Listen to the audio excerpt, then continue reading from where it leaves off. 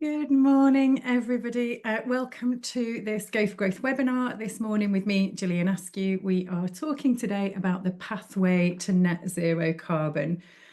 We've got about 45 minutes set aside today, and just as people join, I'll click on in a second and go through some proper introductions and the agenda for today's session. So let me click that on.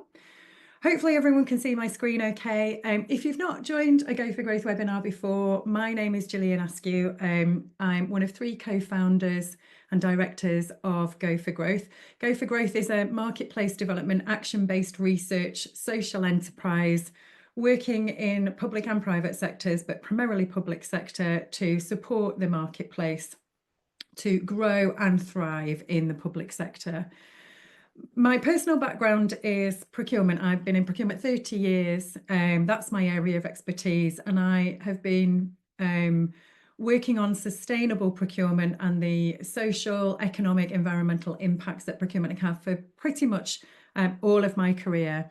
What I'm not is a climate change scientist, but I do believe personally and professionally that procurement can make a real difference in this environmental space, including carbon net zero. I think as a procurement professional, and I'm speaking for myself, my hope is that through procurement, we can leave a positive legacy for future generations. And climate change is one area where we can take tangible action to potentially be a force for good.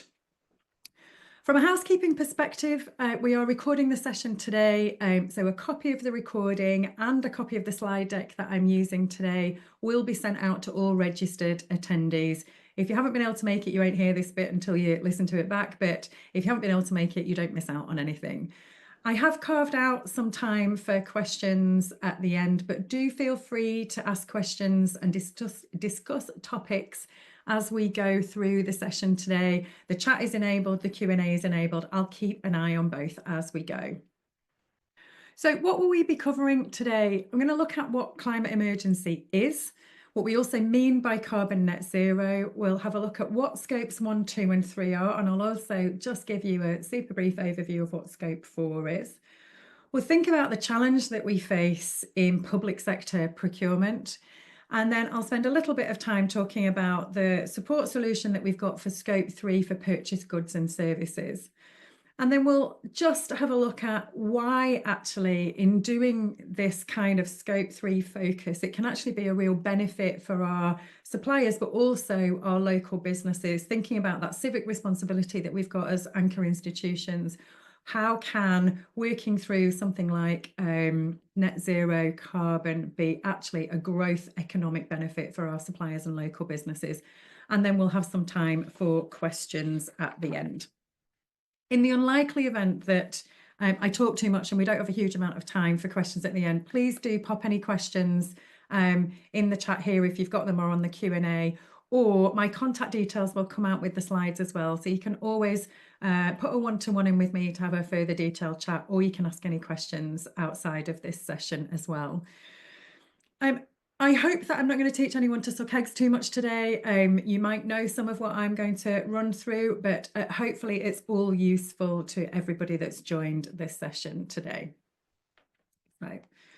What is climate emergency? So the definition of climate emergency refers back to this urgent need that we've got to address the rapid changes in global weather patterns, and especially things like rising temperatures. So that includes increased frequency and intensity of extreme weather events like heat waves, droughts, floods, and storms. It's driven and therefore caused, I guess, by human activities, especially burning fossil fuels, things like deforestation, industrial processes, anything that increases those greenhouse gases, GHGs, into the atmosphere. And we're really looking at 3 key greenhouse gases, so carbon dioxide, CO2, methane, CH4, and also nitrous oxide, N2O. And if we think about the impact of climate change, we can see on this next slide, actually, we can see a little bit more of them. we can see the environmental consequences. So we've got rising sea levels, we've got a loss of biodiversity, that life on Earth, we've got degradation of our ecosystems, and we're also seeing increased pollution. But it's more than that, actually. There are social consequences. Lots of local authorities, NHS trusts have got programmes about increasing air quality. So we're seeing health risks from poor air quality, heat or lack thereof, so cold-related illnesses. And also from a social perspective, there are impacts on vulnerable communities. We see a lot of this on our local, regional and national news as we are, coming out of the winter period. There's also economic impacts, so increased costs from extreme weather damage, for example, insurance costs, and there are also costs from disruption to supply chains. And we can see that core infrastructure is affected. So our ability to live and exist in the way that we would normally do can be severely disrupted and impacted in devastating consequences, actually, where climate change and climate emergency can often be part of the cause. And it's not just us that's thinking about it. In the public sector, more than 300 local authorities have declared climate emergency, and that includes 91% of London boroughs. The NHS as a whole has recognised that climate emergency is a health emergency and is therefore actively working towards becoming the world's first net zero health service, not next zero health service.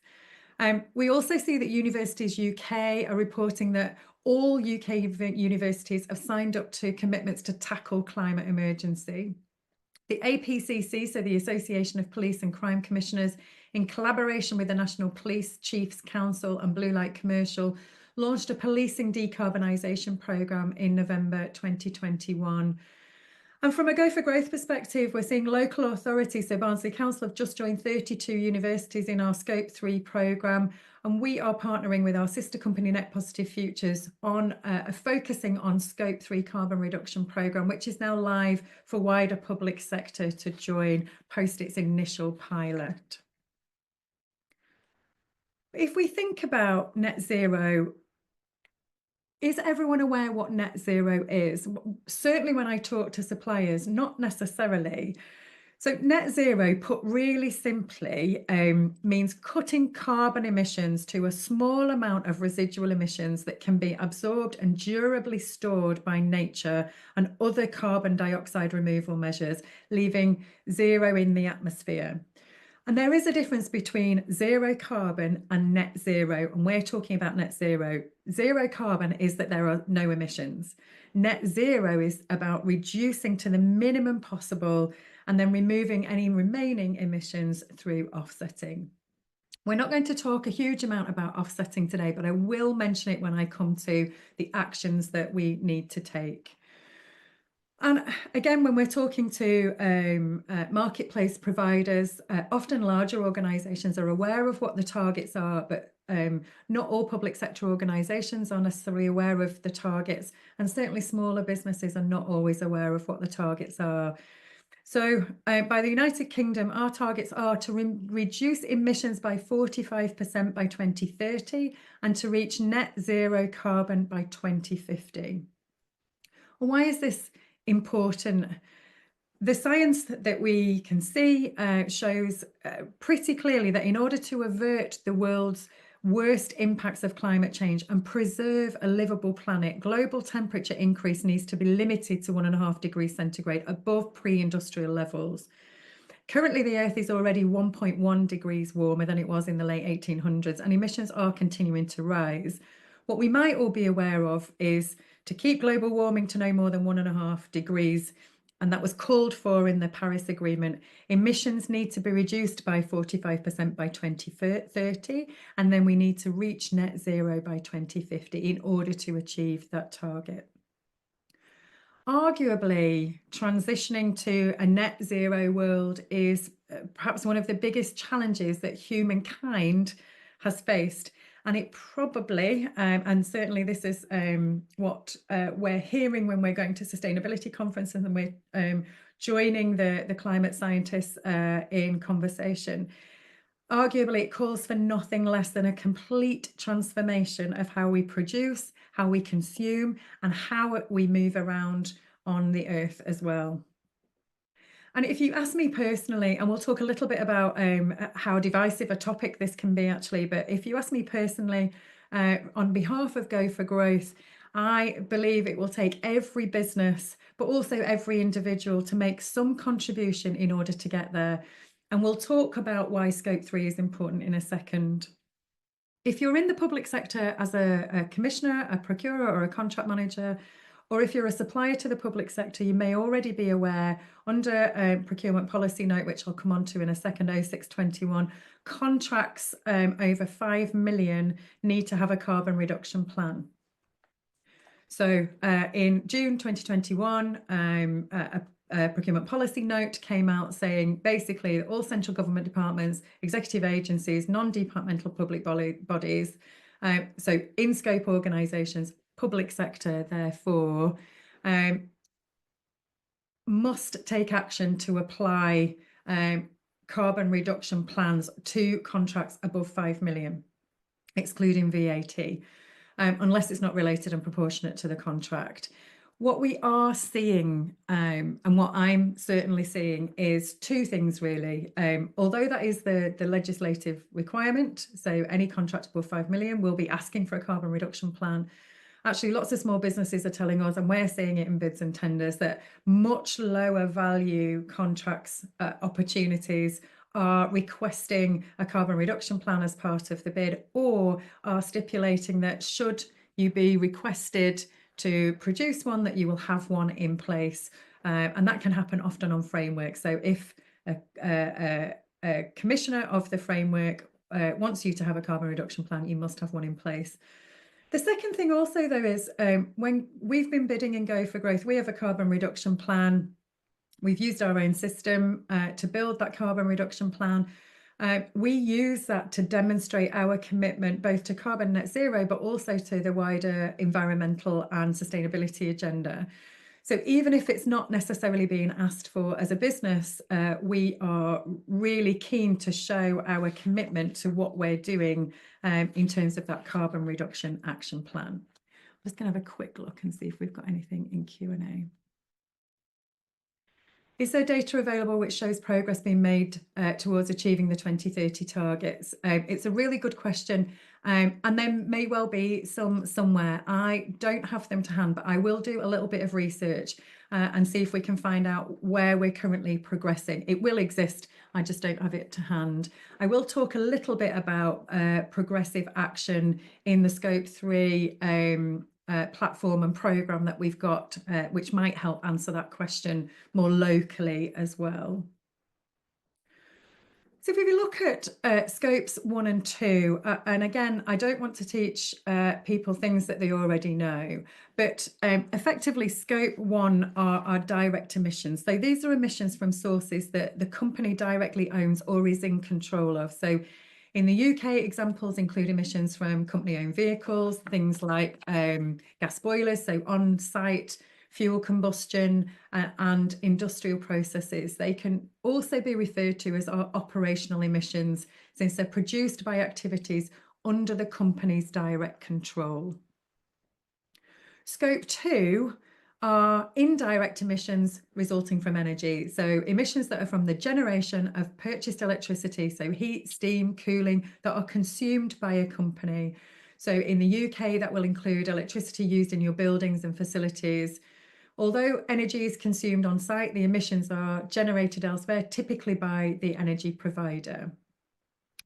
What we typically see in public sector currently is that organisations, so we saw 300 plus local authorities have declared climate emergencies. Typically what people will be focusing on, because it's in their sphere of control, I'm going to talk about the sphere of control in a second, is their scope 1 and 2 emissions. So those direct emissions and those indirect emissions coming from energy.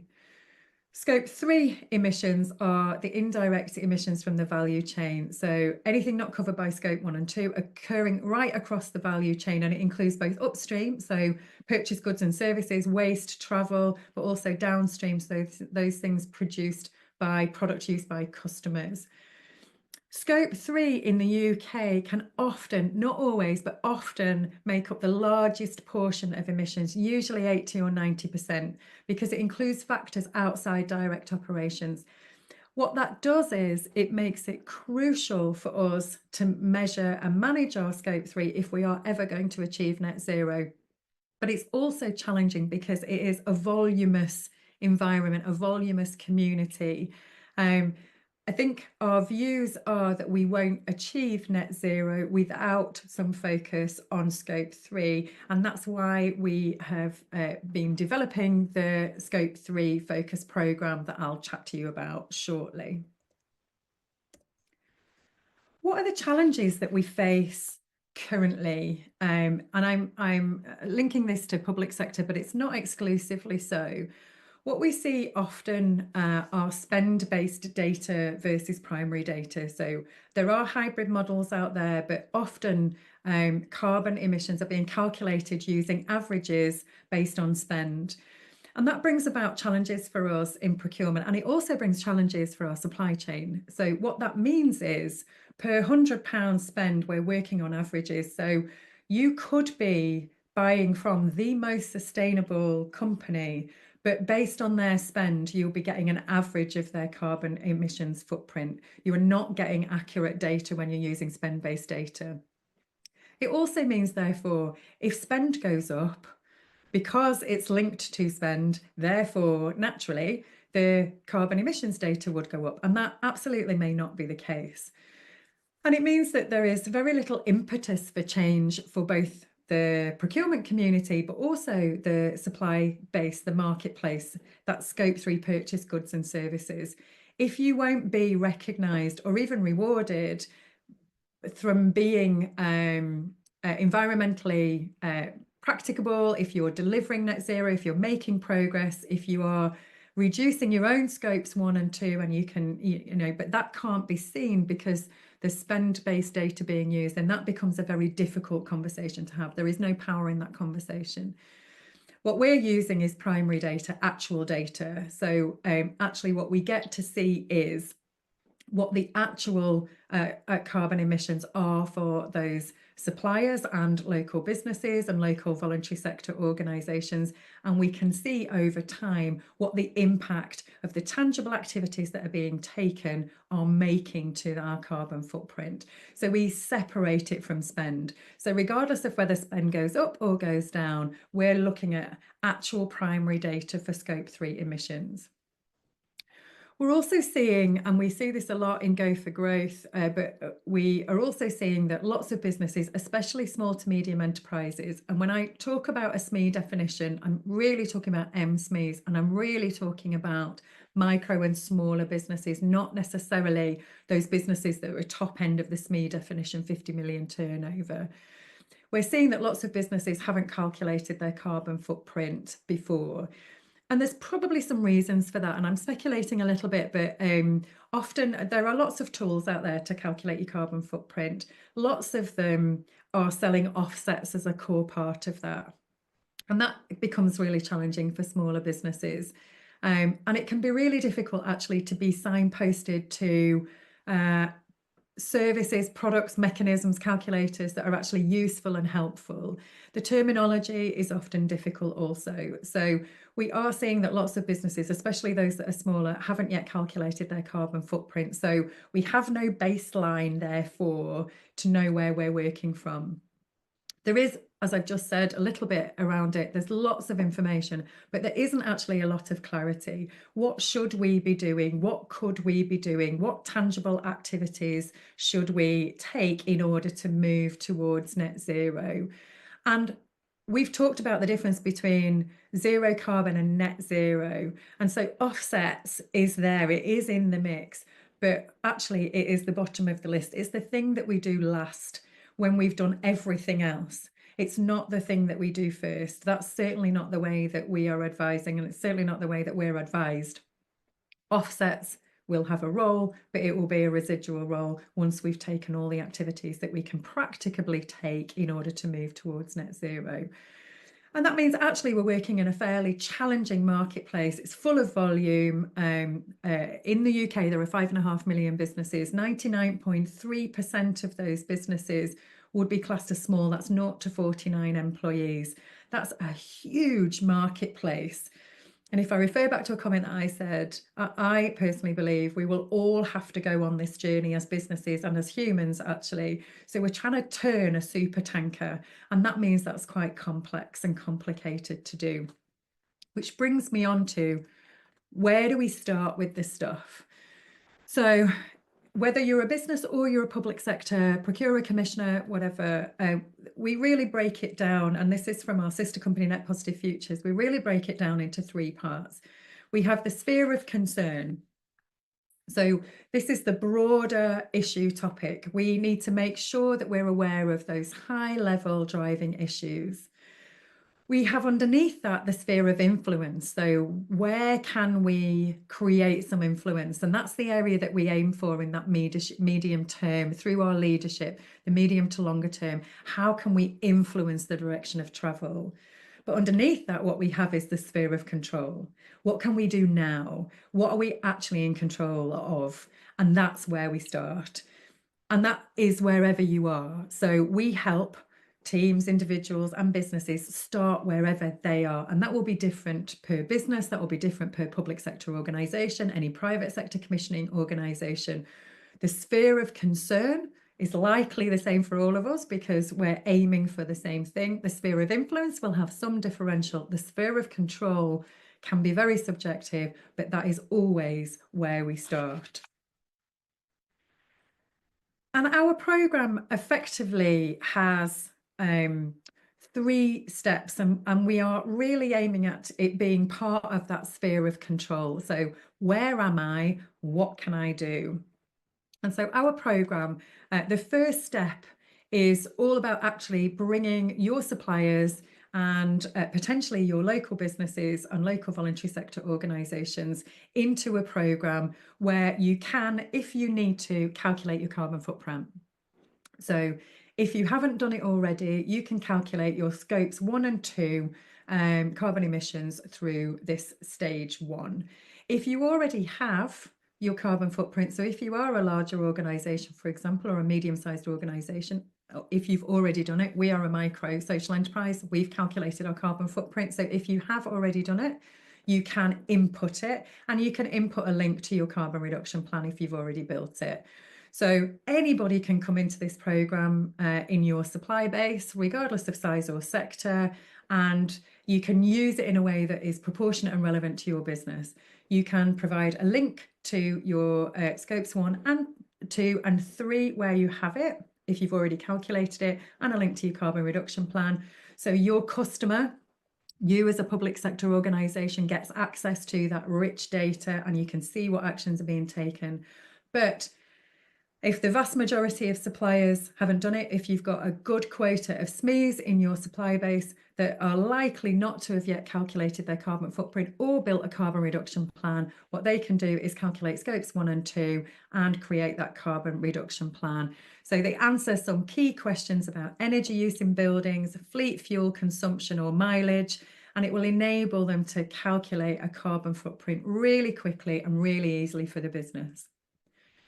Step 2 then is about that creation of a carbon reduction plan. So using a selection of statements, you would select statements that are relevant to your context. So as a business, you will only choose the things that are important to you, proportionate to you, and relevant to your business.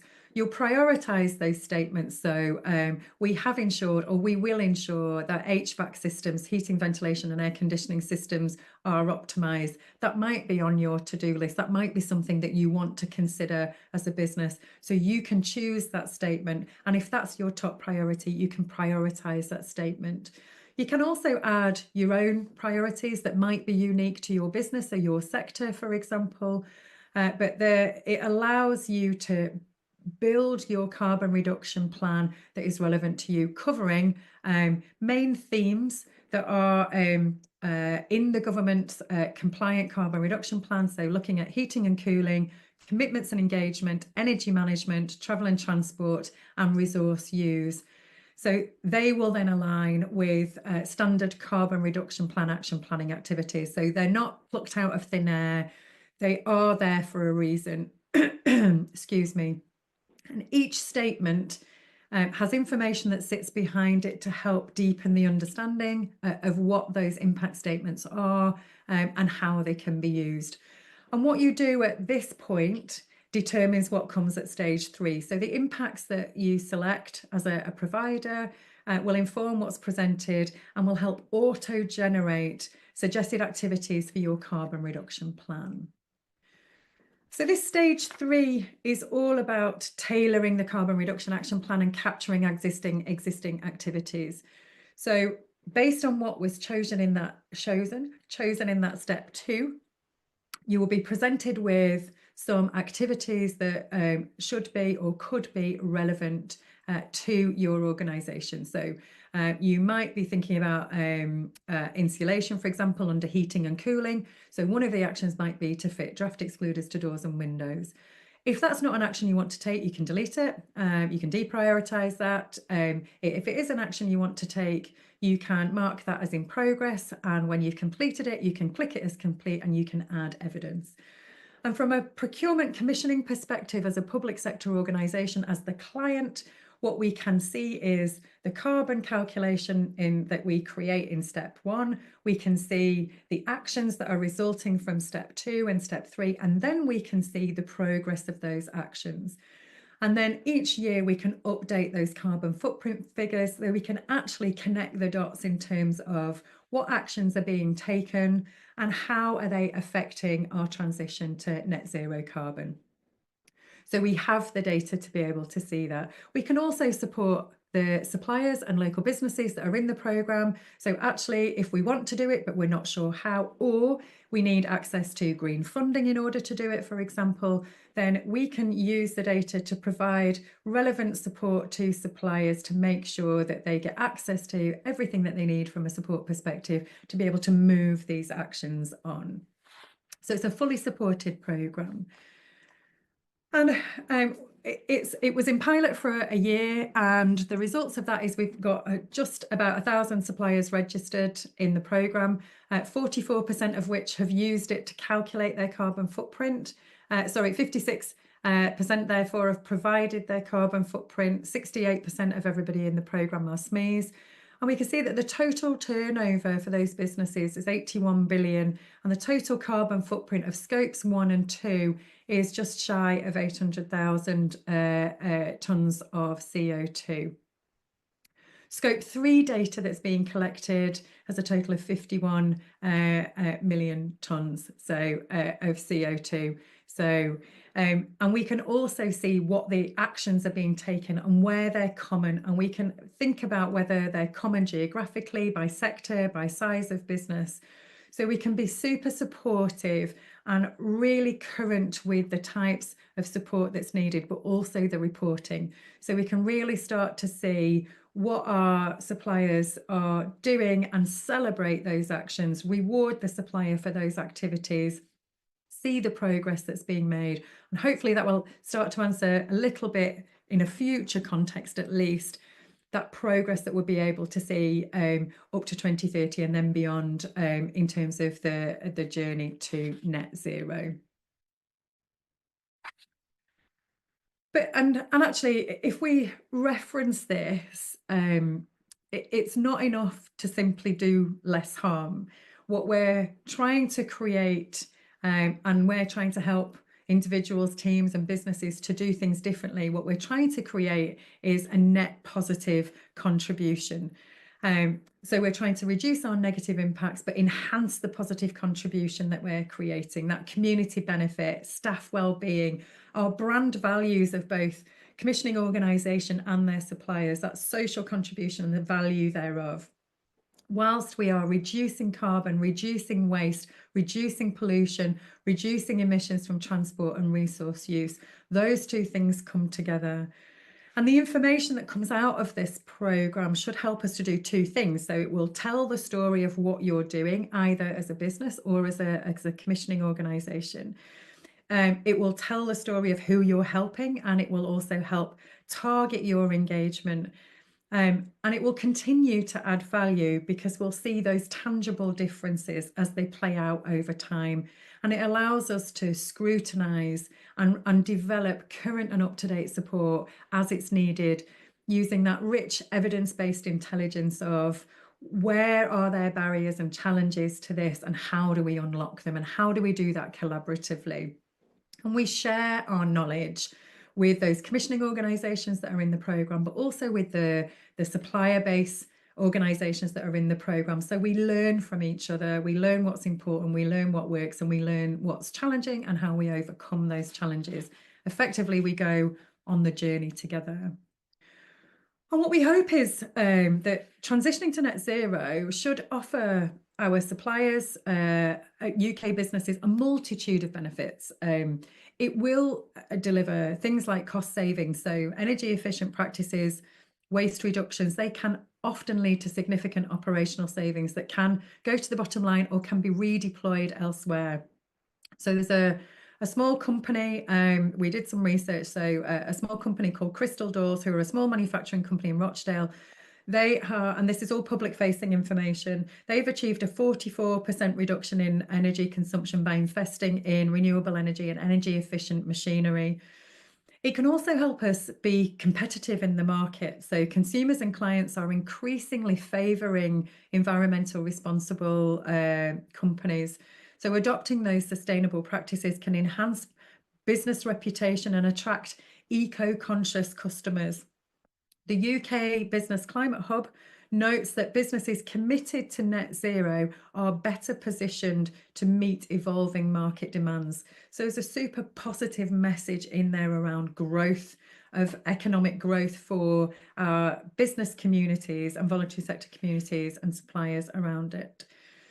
There is a regulatory compliance requirement and also a risk mitigation, so proactively aligning with environmental regulations reduces the risk of non-compliance penalties if and when they are there, and prepares businesses for future legislative changes. So the Environment Act 2021, for example, sets legally binding targets on air quality and waste reduction impacting various industries across the United Kingdom. It can also help with access to investment and funding. So investors are increasingly prioritising sustainability, and therefore companies with clear net zero strategies might in fact find it easier to secure funding. So the UK Net Zero Review highlights that climate transition could provide UK businesses with more than £1 trillion by 2030, and that's under Chapter 0. So if anybody wants to have a look at that, I will provide links to any of this information in the notes when they come out. And finally, that innovation and growth opportunities, the shift towards net zero can really drive and is driving innovation, leading to the development of new products and services. For example, and again, this is in the public domain, the Cooper King Distillery became the first distillery in England to achieve net zero carbon emissions by implementing sustainable practices, thereby attracting new customer base for them. And these examples demonstrate that the transition to net zero is not only beneficial for the environment, but also can offer tangible economic benefits to businesses as well. And what we talk often about in Go for Growth and in Net Positive Futures, we talk often about it being an offer and an ask. So what we are doing is we are categorically asking our suppliers to think about net zero, to go on a net zero journey. That is part of our focus on scope 3. We're asking them to think about their scopes 1 and 2 and ultimately their scopes 3 in the future. The offer in this programme is will help you do that very tangibly and practically, but also in doing so, there are offers all over that should help you save money, win more business, be compliant, raise funding where you need it, and also help us to ultimately to grow and innovate in this environment going forward. And so the final message before I open up for some questions is If I refer back to where I started, there are far cleverer people than me that are delving into the science behind it. It can be a really polarizing topic. It can be a very divisive topic. You can get a counter argument to every argument around climate change, climate emergency, and net zero. So, regardless, I guess, of our personal beliefs, one of the things that we might want to acknowledge is that it is a live agenda for the government. It is a priority agenda for mission-driven government. It is embedded in UK public sector procurement. It is therefore embedded in private sector. It is a priority, and it is an agenda that isn't necessarily going to go away. So if we believe that there can be benefits from this, then actually perhaps it is the time now to embrace it. From a procurement perspective, and I am a procurer after all, I think procurement, and especially in the public sector, we hold the power. We have a unique opportunity in front of us to drive transformative change, proportionate, relevant, but transformative change.